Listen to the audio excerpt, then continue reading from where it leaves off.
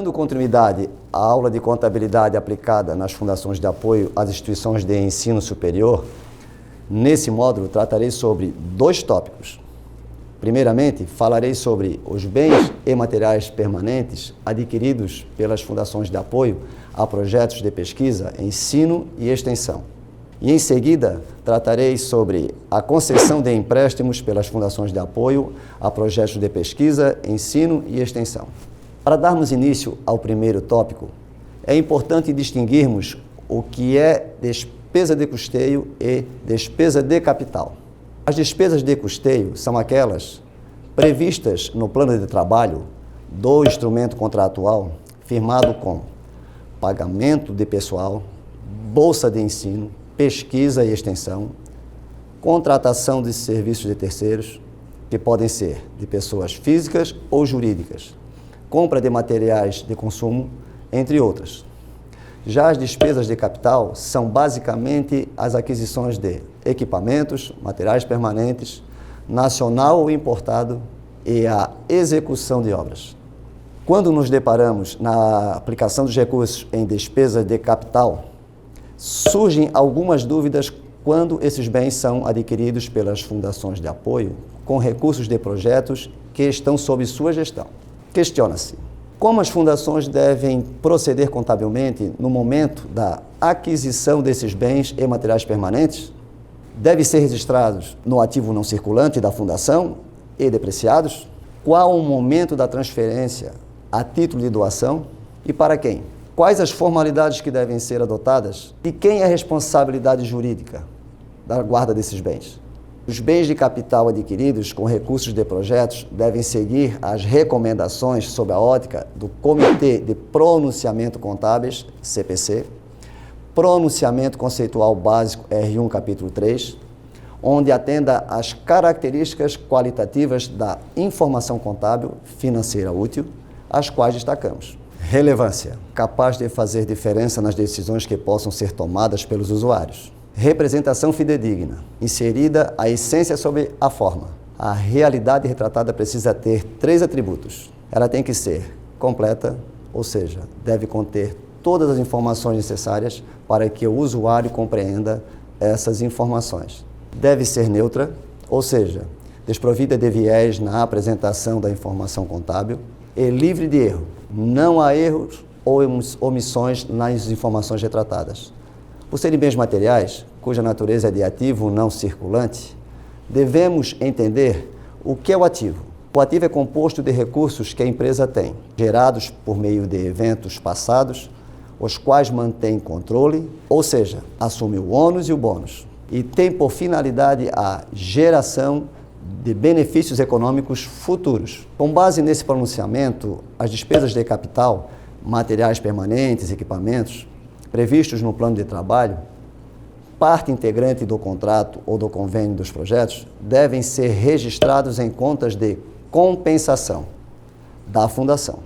Haja vista a fundação não controlar, não usufruir de benefícios futuros provenientes do uso desses bens e materiais, descaracterizando como um ativo não circulante na fundação adquirente. Quanto à depreciação, em face de a fundação não ter controle do desgaste físico desses bens pelo uso ou por obsolescência e não fazer parte do seu ativo não circulante, a depreciação fica a cargo da entidade que detém a posse. Quanto ao momento da transferência desses bens a título de doação, deve-se observar que o que estabelece o instrumento contratual, o contrato, convênio, etc. Nos casos omissos, deve-se fazer uma consulta formal ao órgão financiador, assim que for tomado conhecimento, para definir quando e para quem o bem deverá ser destinado. Recomenda-se que todo instrumento contratual deva ser revisado tempestivamente, no mínimo pelas áreas jurídicas, contábil e de gestão de projetos, de modo a corrigir eventuais vícios, omissões e incorreções para os devidos ajustes entre as partes. O contrato ou convênio, quando tratar de aquisição de bens, é importante estabelecer cláusulas claras para definir quando e para quem o bem será destinado após a conclusão do projeto. Quanto às formalidades de se fazer a transferência dos bens, recomenda-se fazer um termo de doação ou um termo de transferência a título de doação ao destinatário do bem, assinado pelo doador e pelo donatário. Quanto à responsabilidade jurídica da guarda desses bens, recomenda-se o seguinte: no momento da aquisição do bem, a Fundação deve emitir um termo de responsabilidade de uso e guarda do bem para o destinatário competente que fará o uso. Ambos devem assinar o termo e mantê-lo acostado à nota fiscal do bem. Esta, por sua vez, deve constar carimbo de atesto do recebimento do bem, datado e assinado pelo responsável legal. O termo de responsabilidade de uso e guarda do bem dará respaldo jurídico num eventual sinistro ou litígio contra a Fundação. A FINEP traz orientação em seu instrumento, termo de convênio, quanto à aquisição de veículos automotores, embarcações, aeronaves e outros que dependam de registro de órgãos públicos, devam ser adquiridos em nome do destinatário final do bem, conforme o plano de trabalho. Nesse caso, a responsabilidade jurídica recairá diretamente ao destinatário final, haja vista o mesmo ser o proprietário e deter a posse do bem. Vamos agora dar início ao segundo tópico desse módulo, que trata da concessão de empréstimo pelas fundações de apoio a projetos de pesquisa, ensino e extensão. Em face às mudanças de cenário econômico, a liberação financeira de recursos públicos contratados ou conveniados para execução do plano de trabalho dos projetos pela Fundação de Apoio tem sofrido atrasos e até mesmo bloqueios dos repasses financeiros, comprometendo o cumprimento do cronograma financeiro de desembolso estabelecido no instrumento contratual.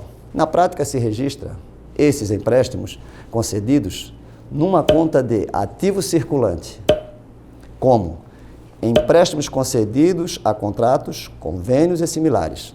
Em contrapartida, a conta de passivo circulante na conta do projeto, rubrica de empréstimos concedidos. No momento em que os recursos são repassados à Fundação, debita-se a conta de empréstimos concedidos, passivo circulante, e credita-se a conta de empréstimos concedidos a contratos, convênios e similares, ativo circulante, fazendo a baixa parcial ou integral dos recursos emprestados.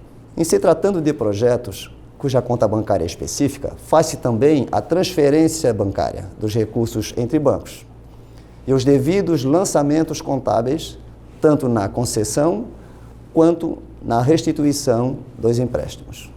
A Fundação, ao atender a essa necessidade peculiar dos projetos, os quais estão sob sua gestão administrativa e financeira, ficam à mercê de eventuais inadimplências por parte dos órgãos financiadores, governo, etc.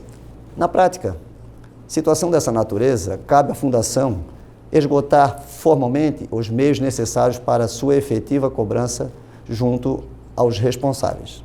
Não logrando o êxito esperado nas cobranças para a restituição desses empréstimos, entende-se que deva ser reconhecido como perda da Fundação, uma vez esgotado todos os meios de cobrança.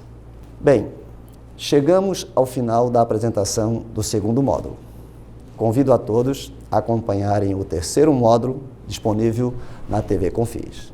Um abraço e até lá.